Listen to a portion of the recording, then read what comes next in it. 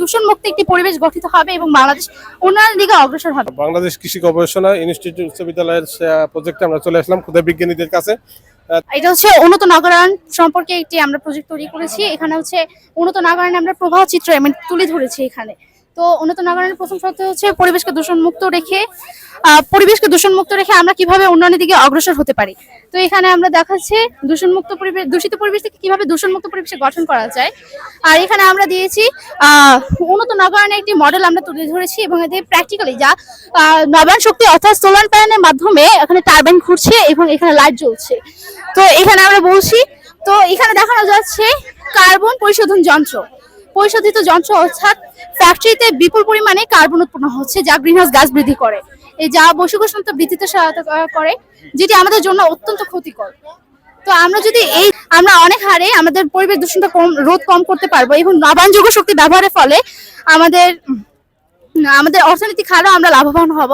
এর ফলে আমাদের বাইরের দেশ থেকে বৈদেশিক মুদ্রা দিয়ে আমাদের কয়লা কিনতে হবে না, যার ফলে আমাদের দূষণ কম হবে এবং আমাদের নবায়নযোগ্য শক্তির উৎস থেকে আমরা আমাদের দেশকে এগিয়ে নিতে হবে, যার ফলে একটি দূষণ মুক্ত একটি পরিবেশ গঠিত হবে এবং বাংলাদেশ উন্নয়নের দিকে অগ্রসর হবে। এই বলে আমি আমার বক্তব্য শেষ করছি। ধন্যবাদ। যে স্কুল থেকে এসেছে সেই স্কুলের একজন শিক্ষকের নিয়ে এসেছেন, তার সেই শিক্ষকের কাছে আমরা চলে যাব।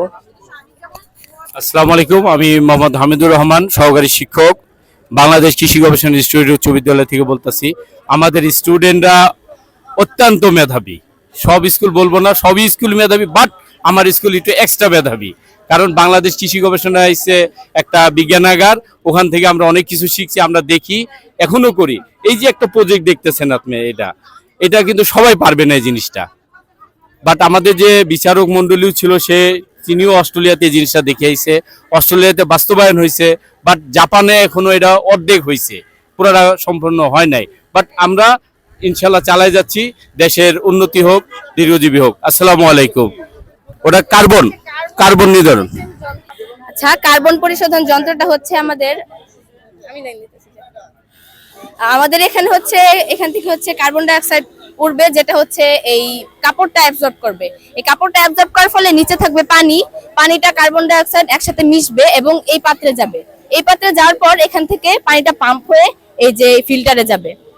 ফিল্টার থেকে পানিটা পরিশোধন হবে এবং যে কার্বনটা বা দূষিত যেই পদার্থ সেটা এখানে থেকে যাবে এবং পানি আবার এখানে বের হয়ে আসবে। এটাই হচ্ছে আমাদের মূল প্রকল্প। আমরা স্বল্প পরিসরে এটার আয়োজন করেছি এবং আমরা যেন ভবিষ্যতে এটা বাস্তবায়ন করতে পারি এবং বড় পর্যায়ে নিতে পারি, এর জন্য আমাদের আজকের এই পদক্ষেপ। ধন্যবাদ।